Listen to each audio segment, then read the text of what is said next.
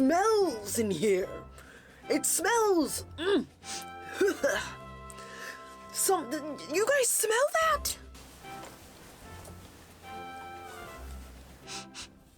It smells almost like someone doesn't have a life in here.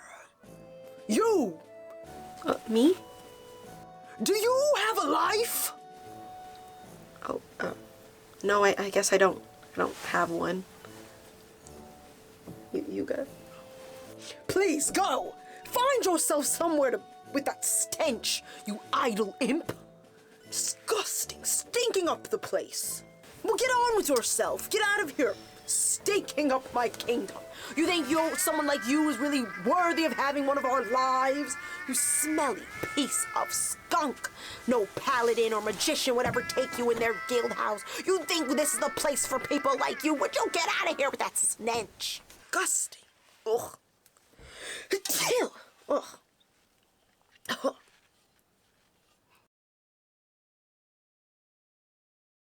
Like many others, I grew up playing Fantasy Life, and I love, love, love this game.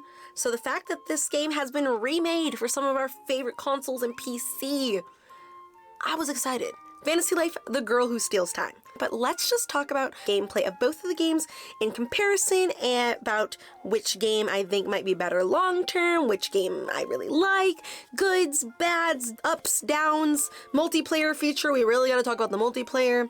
And overall, do I think this game is worth your money? If you watched my stream from when I had first talked about it, you guys know I've already been playing a little bit of it. Go back and watch the stream if you haven't already. We had a lot of fun over there, and it kind of gives you my first initial thoughts of what I thought about the game. But since playing it since then, I've collected a lot more thoughts, and we gotta bring it to light today. Now, if you don't know me, hi, my name is Nina Gabriella, or if you do know me, welcome back. If you guys love today's video, I'd love it if you hit that like and subscribe button so you guys can see more videos like this. And if you would like to see behind the scenes, I do have a member section, which really helps me support the channel, as I'm getting ready to do a cute little Japanese series very soon with my move to Japan. So any support that you can give to the channel really means a whole lot to me during this time. So please sit back, relax, and let's talk a little bit about Fantasy Life. Let's get into it!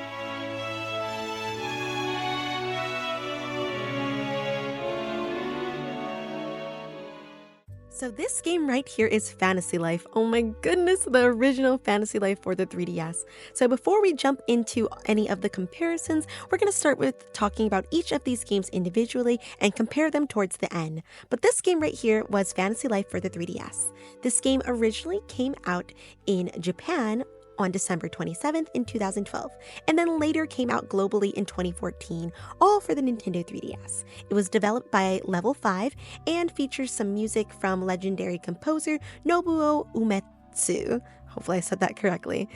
But this game was one of my favorite games growing up. Like many, I feel like I say this a lot, I had a lot of favorite games growing up. But the reason why I think a lot of people loved this is because it was a blend between a life simulation game and an RPG game. So you kind of got best of both worlds. You're not only fighting and, doing things like that, but you're also just doing a typical life sim game where you might be just doing some fishing, you might be doing some tailoring, there's woodworking, there's crafting, but there's also some battles and dungeons, so it feels like you're really getting a lot. And all for the 3DS, honestly, this game was ahead of its time. Not only did it have a lot of awesome lifelike features in it, but this game had some really funny humor in it. On top of being able to play this game multiplayer, I absolutely love this game. And I'm not really a person who loves fighting type of games. I just think this is something that really appealed to me because you could really go at your own pace with this, and you could play this game so many times. And to me, I feel like everyone had kind of a different experience playing it because there were so many different classes. Now, I gotta say, the game still holds up to what it used to be, as when I was replaying this on my 3DS, which you're looking at a little bit of footage of now, I was just in so much love, especially since I've been playing so much time on Fantasy Life, The Girl Who Steals Time, and seeing how this game compares. It's really interesting because there are a lot of elements that I really loved from the original game that I kind of miss in the new one. But that being said, there have been a lot of improvements as well. So So let's just first start with just the story of the original Fantasy Life if you've never played it before. So just like you do in the new version of this game, you start by customizing your character. This story takes place in the magical kingdom of Reveria. So after you're done customizing your character, you are tasked with unraveling a mystery of these falling sky stones. So you meet this little talking butterfly, and the two of you go on this adventure to try to figure out what is happening in Reveria. What starts as a lighthearted adventure quickly expands into something deeper. There's a lot of quirky humor in this game. There's a lot of little heartfelt moments and just some, typical RPG storytelling. But I love it.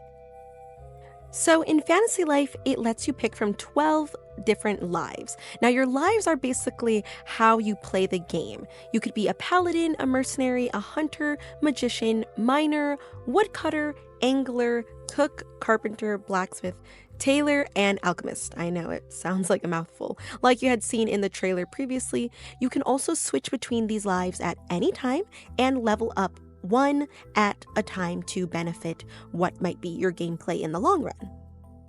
So what you're seeing right now is actually the starting point of the game. Your character kind of wakes up and you are living in Pam's house. She's this nice little lady who is like this landlord. You'll get to know more about her, but she is housing you as you are getting ready to start your first life. So you are on your way trying to get to the kingdom to pick your class now that you know what class you're going to be after you've customized your character. And the king is supposed to congratulate you, but along your way, you run into a little bit of chaos, which you'll be seeing momentarily here. Now first, let me get into a couple things I really loved about this game. Not only could you master every class if you wanted to in one save file, but you also are unlocking a lot of new gear, and there's so many quests that would get you almost like over 160 to like 200 hours of gameplay all in this cute little 3DS game. Like, I'm really saying it was a bang for your buck back in the day, and to be honest, to me it still holds up. Like, I was getting addicted playing this game for the couple hours that I was just filming content for you guys. I think I've played this game 2 times with different lives and had completely mastered them, but I will say this game also had a lot of depth in it. There's a big post-game arc that you can do as well, and there was even a DLC that came with this, or that you could buy separately for this game as well. I actually never gotten a chance to do the DLC, so I would love to touch on that in the future, or even if for the new game they bring in some of this like DLC action, I would love to see that. And for this being an older 3DS game, I will say the graphics on here don't look too bad. Now, I don't know if this is because I was using this on my emulation system and it just looked clean, but I will say from what I played of it, it did not look too bad. I just think that overall this game was really ahead of its time, which is why I think it's making such a big comeback. Another thing I wanted to talk about this game is one thing I absolutely loved in this game was the multiplayer. Now, I don't know if it was just because we were just multiplayer deprived back in the day, but in my mind, I thought you were originally allowed to complete the story in multiplayer, but from what I could tell, that is not even a thing anymore. And as much as I would like to check, but the 3DS is now, you can't use Spot Pass and multiplayer on it anymore. But like back in the day I had thought, but honestly maybe it was the Mandela effect, because after researching it looks like you couldn't even do that. But from the way I had played it, I thought you were able to do like main storyline quests in multiplayer, but unfortunately it looks like that was just all in my head.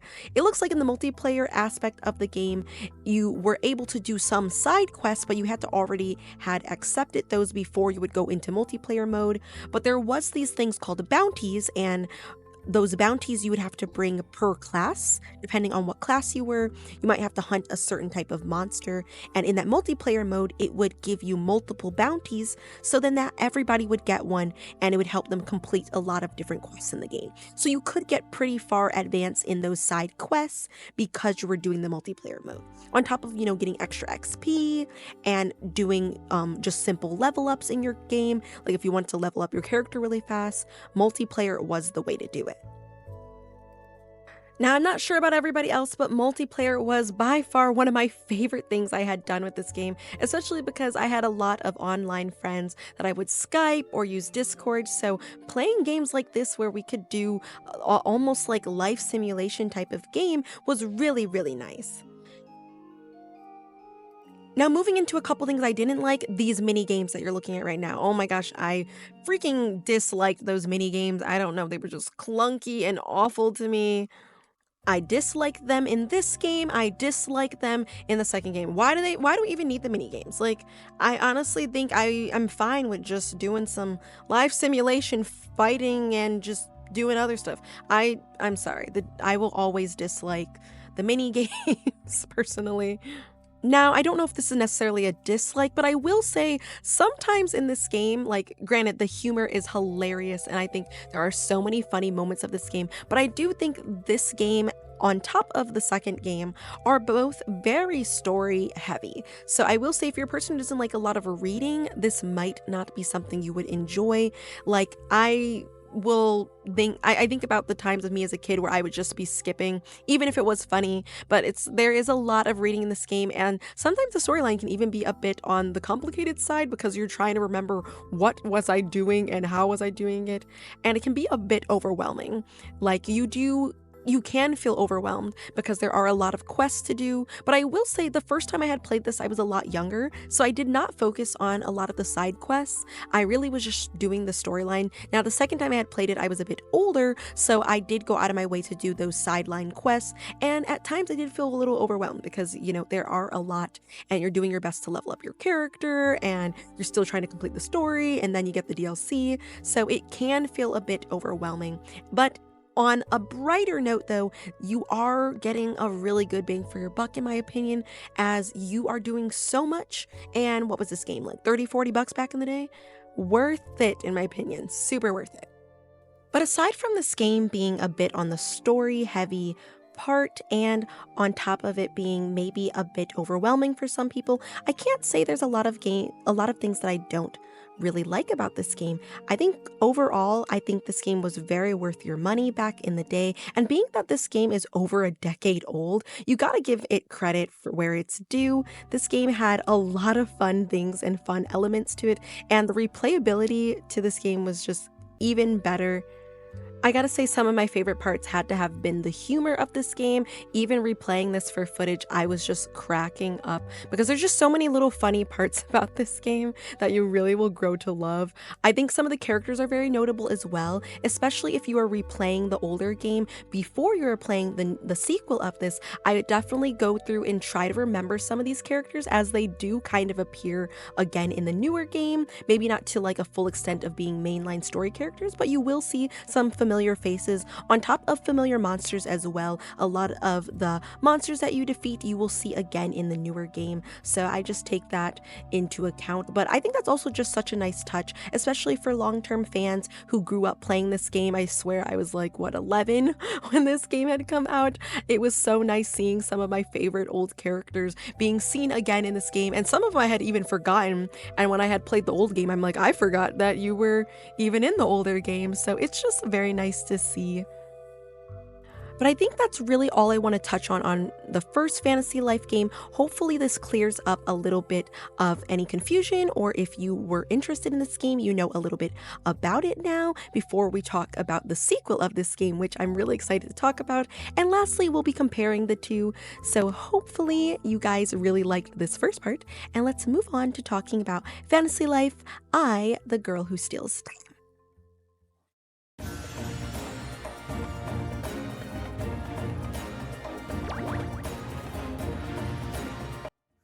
All right, everybody, this right here is Fantasy Life I, the Girl Who Steals Time. So this game just released, if you're watching this in 2025, this game just released on May 21st for Nintendo Switch, PlayStation, Xbox, PC, and after years of silence, Level 5 has finally returned to the main series, and let me tell you, expectations for this game were very, very high. Now, before we get into this, let me first note that I have not finished this yet. I am kind of basing this off my first 10 hours of gameplay from playing this new edition. I have beat the first game, I think, twice now, so I'm kind of basing both games off of like their first 10 hours of gameplay, but really we're kind of going over like a general overview of what my thoughts are on the game so far, what I think it's going to be like in the future, and how I think it compares to this first game. I would love to sit here and say I finished the whole game and I could give you guys all these spoilers and X, Y, and Z, but really, I can't play games that fast. I'm trying to take my time with this, and no, it's just not gonna happen, guys. So base this as if this is your first time playing it too, and you just want to get in here for the hype, you want to see my thoughts on it, you want to know if you should buy this yourself. Yeah, that's kind of where we're at, okay? So let's get right into the story. Just like you did in the first game, you are going to start by customizing your character. Now in this game, you do have a lot more customization options. I had even noted on my stream like how dark this one skin tone color is, which I was like, okay, maybe I'm not going to talk about that in this stream. We're going to try to make this as nice and friendly as possible, but some of y'all know exactly what I'm thinking, and just, I don't know, maybe I didn't say yes, I just said I don't know. Okay, anyways, moving on. I do like all of the different customization options in this game. I think you get to see your character a lot more. It's a lot more visually appealing than the first game. It's very cutesy. So let's get into the story a little bit. So this is kind of how the game starts. In this game, we are talking about the land of Mystria. Well, you can call it whatever you want. I think I called mine like Blueberry Island, but in this game, you're back in the world of Reveria, but the story is a lot different. In this game, you step into the role of a new adventurer exploring this deserted island. So alongside is archaeologist Edward, and early in your journey, you kind of uncover this cryptic message from this girl who's urging you to help save the world. So the island was once thriving, is now in this big sort of like ruins area with lots of secrets, and they are buried between two timelines, the present and the past, which kind of comes into the whole title of, you know, the girl who steals time. So during this whole journey, you're rebuilding the island, you're uncovering these different connections between these dragon creatures and this gaping void with the island's downfall. So you're going to use some time travel, and that's how you are going to journey between both of the eras to kind of put these pieces together. I know it's definitely different than the first game, and it's kind of a lot to unpack with, you have this whole time travel aspect and, you know, all this other stuff is kind of going on. But I will say it's not as complicated as you think, and it really adds a lot of fun to the story. Along the way in the game, you'll be gathering a lot of different materials, and you'll be able to take on different lives, just how you did in the first game. So in this game, a lot of things have actually changed on top of there being a lot of familiar things as well, like I had said earlier. So in this game, all 12 original lives return. You get to see them in this new kind of updated, cute state, and it's adorable. But there's also 2 brand new ones introduced. The class system is a bit deeper, allowing for a more fluid skill growth. There's also a skill tree that allows you to grow your skills within your class even more. So that being said, there's still kind of like a satisfying loop of fight, gathering, and crafting, but it's just a little bit more of a better system. So those 2 new classes are actually the painting, which is like an artist is the name of the life, and a farmer.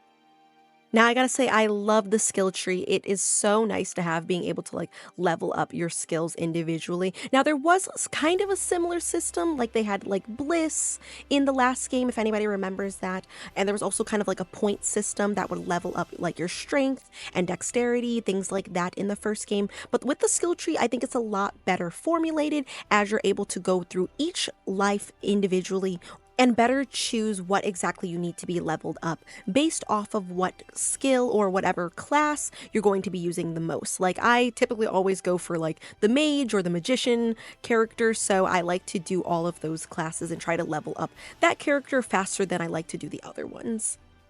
The one big notable difference I have been seeing between both of the games is that in the first game, I feel like there wasn't as big of an emphasis to have to switch lives while you're playing the game. Whereas in this game, you're probably better off unlocking all of the lives closer to the beginning of the game, so then you can better progress after having unlocked all of the different lives. Now, I will say you aren't able to unlock the farmer and the artist class right away. You have to progress through the story to unlock those, but when you do unlock them, you will see how useful they are. Of course, the farmer one is my favorite because, well, I mean, if you've been following the channel for a minute, you know why it's my favorite class. But I will say, being able to have that bigger emphasis on switching through the different lives, I think really adds to the gameplay, in my opinion. I like it. In the first game, like, I think my first run through, through, I think I only switched lives maybe once or twice. I really was able to get through the whole game without having to switch lives. So to some people, this might be more of a detriment not having to do that as much. But I mean, for me, I kind of like that they're kind of pushing you to switch these lives, like see these different lives you can have. You know, to me, it adds to the gameplay. But to some people, like I said, this could be something more on the overwhelming side. Like that is a big thing that I'm noticing between both of these games, is that I think this game might have even more of a heavier storyline than the first one. So I will say some of these, you know, more in-depth features might not be a plus for everybody. For me, I love them. I think all of these new elements is really adding to the storyline. You're getting a lot of different things and it's all kind of in one compact area. But from what I can tell so far is that this game really does focus heavily on this storyline. So I will say though, if you are a person who doesn't like sitting and reading, this game is probably even more heavy story impacted than the last one. So I'm gonna stop you right now. Like if you don't like a lot of reading, this might not be for you. But I will say it is very funny. Like there's a lot of these cute little funny elements here. Like this on my stream, I swear I go back and I'm like cracking up. Is it just me or does it smell funny in here? Funny like what? It smells like you sniffing? An idle imp? What is an idle imp supposed to smell like? Huh? What's he talking about? Trip and I got the same idea. There's a lot happening. There's an old saying in this land, find a life and don't be idle, or imp will be your newfound title. Oh, Okay. do you have a life, Nina? Oh, dang. So this is how we pick our life. Okay, guys, it's actually happening. So I'm an idle imp, dang. He really cooked us, though. Why do you have to say it like that? Literally calling me no life. Rude as heck. Okay, but moving on from talking about the story stuff, let's move on to the newer stuff. It's been over a decade. What new stuff did they add into the sequel of Fantasy Life? Let's talk about it. The biggest thing that I have noticed, and I'm sure many others have noticed, is the town building. There's like terrain shaping a little bit. It's definitely like Animal Crossing meets Zelda meets, well, Fantasy Life. So in the first Fantasy Life, there is a very small, well, I don't know, not a very big emphasis on having to decorate and, you know, build and stuff like that. You could do those things in the first Fantasy Life game, but it wasn't like a big portion of the story. To be honest, you didn't really have to do it at all if you didn't want to, but they gave you different options for housing and whatnot. But in this game, it seems like it's a very strong focus, and it's almost identical to Animal Crossing if you've ever played any of the Animal Crossing games. I won't go into too much about it, but in this game, you are supposed to be finding these things called strangelings. And these strangelings are, well, strange. They're not, well, exactly human. So your goal is to change them back into their human forms, and then they will eventually live into your little town area. So as you're finding strangelings, you are also building their homes. You can give them gifts. There's also these like daily quests activities. It's kind of crazy, but like the concept is almost identical to Animal Crossing.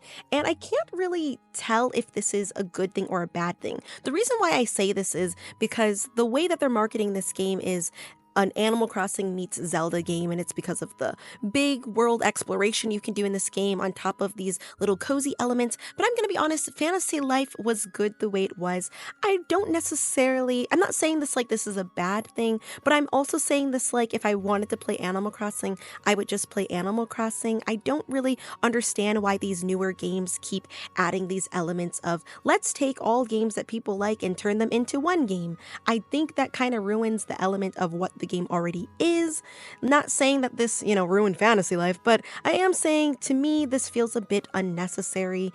It's nice being able to meet the villagers and, being able to give them gifts and they can join your party and such.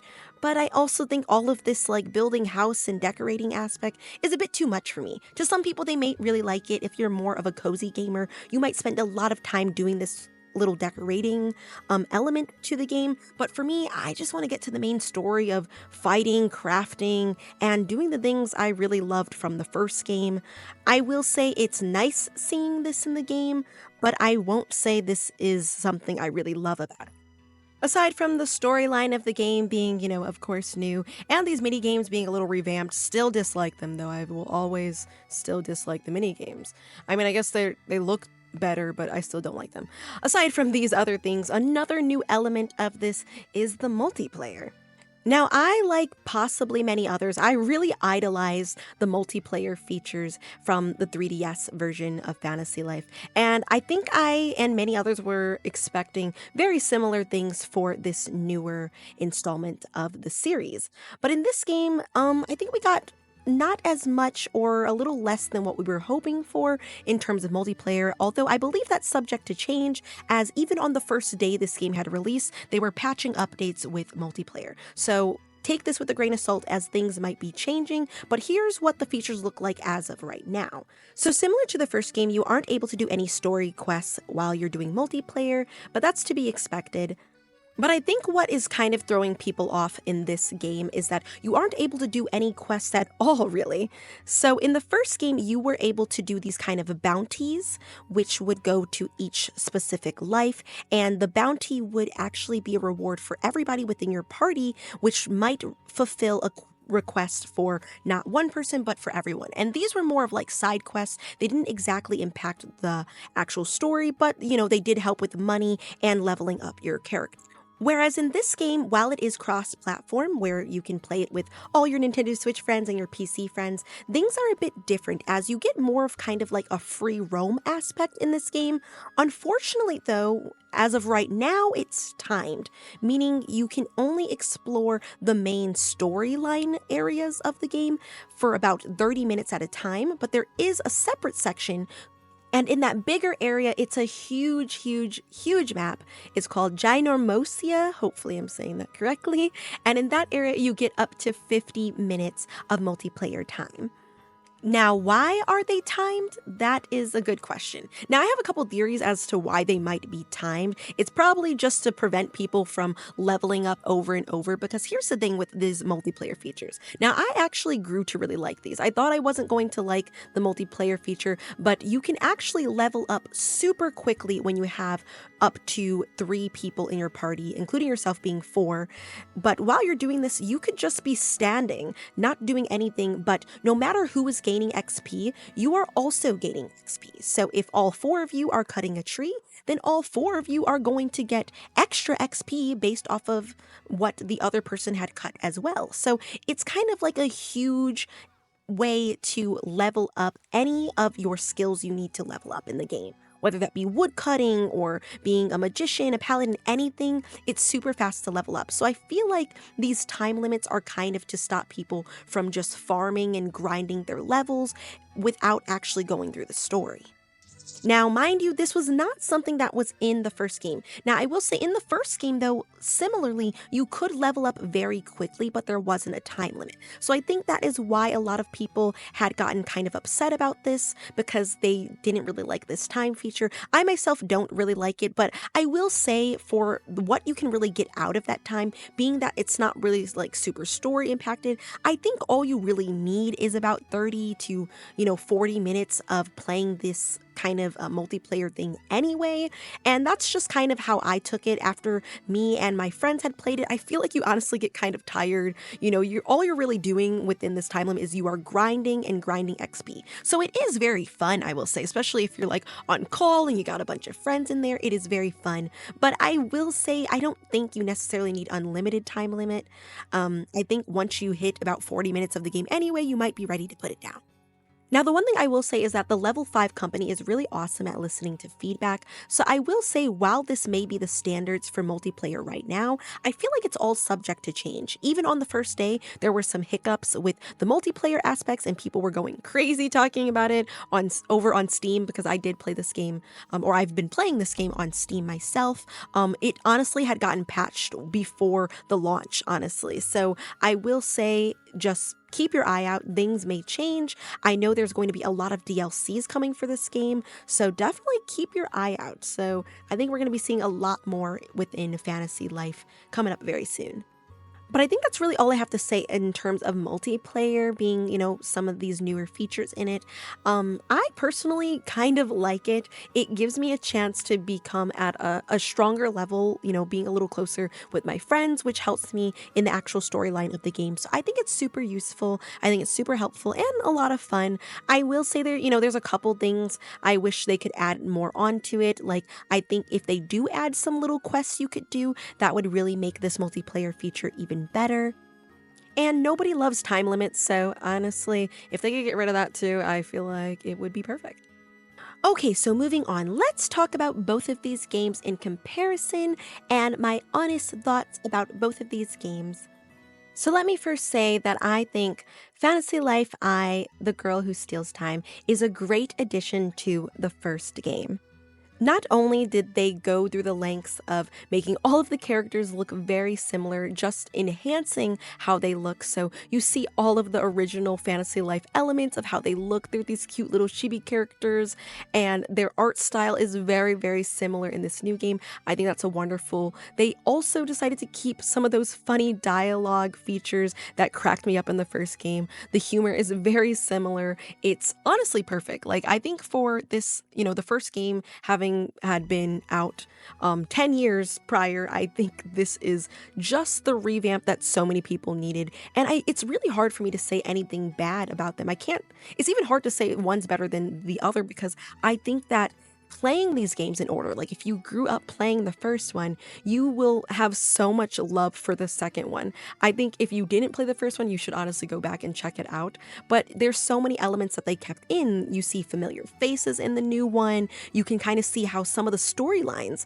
honestly intertwine. There's a couple like side quests or side stories that relate to some of those old characters from the other games, and you just got to really look out for them. But it's really cool, especially seeing the time element of where Rivera was as a world, and this past and present element. You kind of are trying to figure out where exactly was your character in the first game. So it's just some of those like lore elements that really come together in this new installment of the game. And while I'm not finished with it yet, I'm very excited to see a DLC that might even talk about Rivera from the first one even more. And I'm hoping that we get to see that. Now, I didn't play the DLC of the 3DS game, so I'm sure there was like a couple things that I'm probably going to miss, maybe or a character or two that they might bring in here. But I will say, I think that this new installment, they did it right. It has all of the things that people want when it comes to a sequel. It is a bona fide sequel,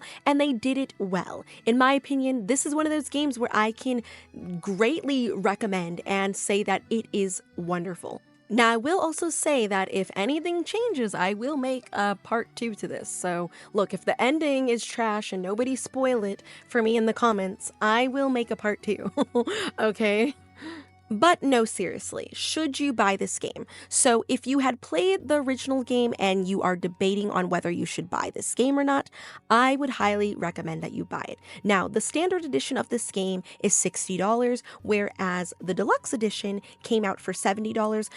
I would say if you are going to buy this game now, I would just recommend buying the standard edition. The digital deluxe edition came with the element of being able to play this game early. If you're like a content creator, I think, obviously I would recommend the digital deluxe version, as you're able to, maybe get some game footage or maybe play the game a little early or stream it similar to how I did. I'd recommend it for that. There's also a couple little things you get with the digital deluxe version. You kind of just like some potions. You might get like a couple little wands and elements and stuff like that. I'm going to be honest, I personally don't think it's worth it. Like, I think it's worth it for me because I wanted to share it with you guys. But personally speaking, just go for the standard. Now, I will say if you've never played a Fantasy Life game before and you're a little on the fence about whether this is the right game for you, I personally would just wait until it's on sale. If you are buying this and you have a PC, or if you're getting this on Nintendo Switch, I don't know if there will ever be a sale, but for all of you PC users, or even if you're playing this on PlayStation or Xbox that might get more sales, I would personally just wait. I do think there is going going to be a lot of new things coming for this game, being that it just released. So I know DLCs and stuff are coming, and it seems to be doing really well right now on the market. I think it has some really great reviews. I definitely think that in this case right now, it is currently the end of May going into June. I know the Steam summer sale's coming up, and I can potentially see this game going on sale. But that being said, do I think it's worth the price? Personally speaking, I say this game is worth the price. Even if you don't get this game on sale, I think for $60, and granted I paid $70, I think I am actually getting my money's worth out of this game. I know what you're thinking. What? Nina, you're actually saying something is worth $60? Okay, well, I personally don't think any game should really be $60, but let me just say, in today's economy, for the standard of most games being around $60, I think this game is actually worth $60. Not only do you get to play a game with your friends that is actually fun, you also get a very impactful storyline that's super heavy in depth with tons of customization, and it honestly offers a little bit of everything for everyone. You get those cozy elements for the cozy gamers, you get the fighting style. Not only do you get all of that, but you get to play this game in so many different formats. There's 14 lives, classes, so to speak, that you can be instead of 12 like the original.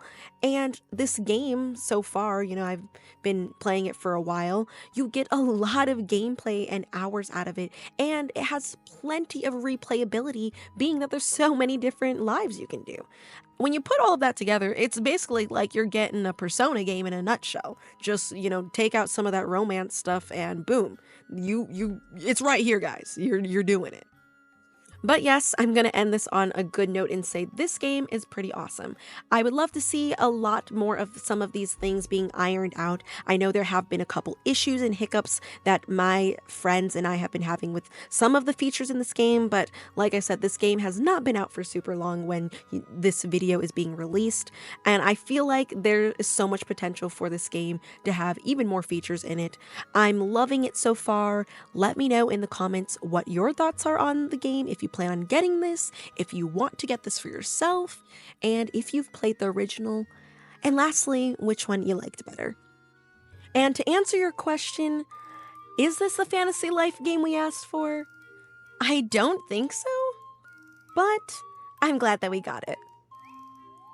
So, from what we talked about today, I'm so excited to finish the rest of Fantasy Life, The Girl Who Steals Time, and I have a lot more predictions that I really want to talk about, so maybe I'll do an update after the game's been out for a little bit longer. But so far, what do you guys think? If you have or haven't bought this game yet, write your comments down below what your thoughts are on it so far after watching today's video, and leave me a comment of what game we should talk about next. I know during the time this is coming out, the Nintendo Switch 2 is just around the corner, so I'm going to be talking about that very soon. Rune Factory is coming out. I got a lot of good Japanese related games that are in the work in progress. So if you like today's video, make sure you hit that like and subscribe button again. And thank you guys so much for watching today's video and supporting the channel.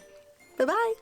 If you liked today's video, I'm sure you're gonna like these videos that are over here if you didn't see those yet. So maybe you should watch them. I don't know. Maybe if you just wanna keep watching some more of me, love this little face right here. These videos, you can see more of it, more of my little face. So check it out.